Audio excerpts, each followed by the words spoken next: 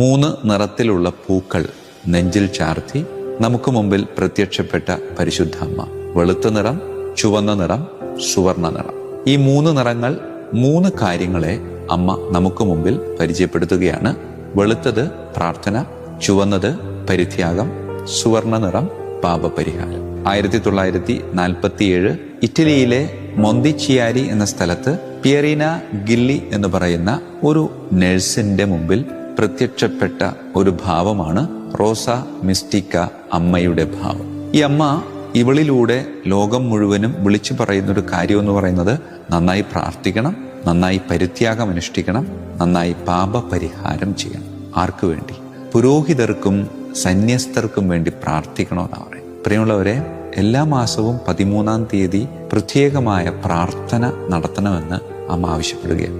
അമ്മ ഈ മകളിലൂടെ ലോകത്തിനോട് വിളിച്ചു പറയാൻ ആഗ്രഹിക്കുന്ന ഒരു കാര്യം എന്ന് പറയുന്നത് 2 ദിവസങ്ങളിൽ എന്ന് പറയുമ്പോൾ എല്ലാ മാസത്തിലെയും 13-ാം തീയതിയും പരിശുദ്ധ അമ്മയുടെ അമലോത്ഭവ തിരുനാളായ ഡിസംബർ 8-ാം തീയതി ഉച്ചയ്ക്ക് 12 മണിക്കും നിങ്ങൾ പ്രത്യേകമായി ലോകം മുഴുവനിലുമുള്ള വൈദികർക്ക് വേണ്ടിയും സന്യസ്തർക്ക് വേണ്ടിയും പ്രാർത്ഥിക്കണമെന്നാണ് പറയുന്നത്. പൗരോഹിത്യത്തിൽ നിന്നും സന്യസ്ത ജീവിതത്തിൽ നിന്നുമൊക്കെ വിട്ടുപോകാൻ സാധ്യതയുള്ള അല്ലെങ്കിൽ വിട്ടുപോയിക്കൊണ്ടിരിക്കുന്ന അനേകം മക്കൾക്കു വേണ്ടി, അനേകം സമർപ്പിതർക്കു വേണ്ടി ലോകം മുഴുവനിലുമുള്ള നിങ്ങൾ പ്രാർത്ഥിക്കണമെന്ന് അമ്മ ഇന്നേ ദിനം നമ്മളോട് ആഹ്വാനം ചെയ്യുകയാണ്.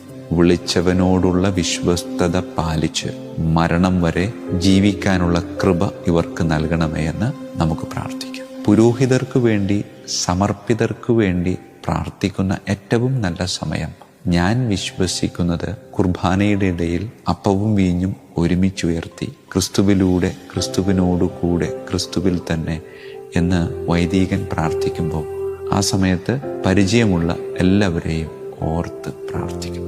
കണ്ണുകളടക്കം. കാരുണ്യവാനായ കർത്താവേ, എൻ്റെ ജീവിതത്തിൽ, എൻ്റെ കുടുംബത്തിലെ ഓരോ വ്യക്തികളുടെയും ജീവിതത്തിൽ ജനനം മുതൽ മരണം വരെ ഒരുപാട് വൈദികർ നേരിട്ടുമല്ലാതെയും ആശ്വാസവും സമാധാനവും അനുഗ്രഹവുമായിട്ടൊക്കെ കടന്നു വന്നിട്ടുണ്ട്.